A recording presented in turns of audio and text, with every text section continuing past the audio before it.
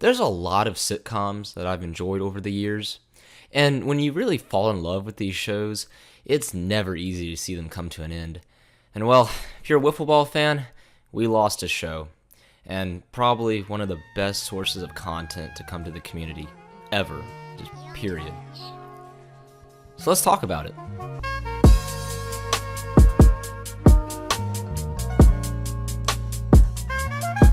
On November 18th of this year, the YouTube channel HMP Films, which is the home of everything related to the Palisades WBL, released their first video since September, which had announced the beginning of the playoffs.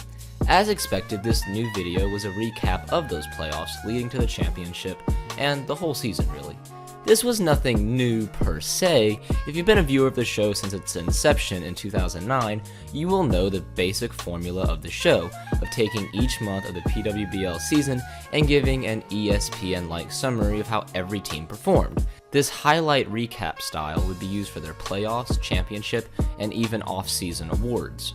The show as a whole gave everyone, Wiffle diehard fans, newcomers, and players of the league, a type of content to rally around, while at the same time keeping the league relevant to an online audience. This was helped by the show's consistency throughout the years and its extremely high quality production. This month in Wiffle Ball accomplished a task that only a few other YouTube channels have done, and I would argue no one has done it with the longevity that Palisades has. This month in Wiffle Ball gave content to the Wiffle Ball community that was sorely needed, and that was steady content coming from a professional Wiffle Ball league.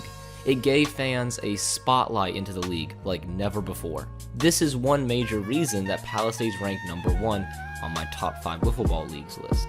Now, the episode I mentioned that came out at the start of this video, episode 67 to be exact, dropped. And as the familiar intro music played and the announcer jingle came on, we heard a phrase that was surprising, to say the least. Thank you for watching. Our work here is done. It's time to say goodbye. Episode 67, our very last one. Now, watching the episode the rest of the way through, it was a pretty normal affair. And then, when the episode ended, it was rather abrupt with a simple thank you to the fans. That's all. Thanks for watching us these last 10 years. Not the most extravagant way to end it, but I mean, I guess maybe that's all they had left in the tank. And I say that because I cannot imagine the amount of effort and time it took to create each episode of the show. From sorting through all the footage to checking stats / writing the actual script, compiling the footage for each team, and then editing it all into a complete package, it's no easy task to say the least. This task, as far as I know, has fallen to Brett Bevilacqua, the founder of the league and really the godfather of the Palisades. He has stepped down from being an actual player to now more of an administrative role, so to me, I would assume that might have something to do with the end of the show. He might just be burnt out on it, and who would blame him after all these years? That's a lot of weight to have on your shoulders, and if no one comes along to alleviate that pressure, it's gonna wear down on you.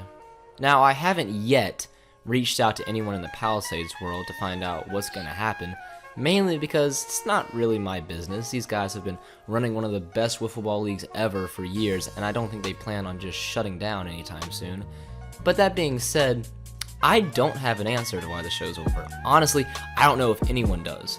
But I will say this, since the release of that video, and at the time I'm recording this video, Palisades has basically been silent on Facebook, Instagram, and Twitter. I'm not taking the negative side and saying that this is the beginning of the end for the Palisades. Instead, here's what I think. If you're doing the same content over and over again with negligible change, that content is going to become boring and formulaic to make, and really just take the enthusiasm out of it.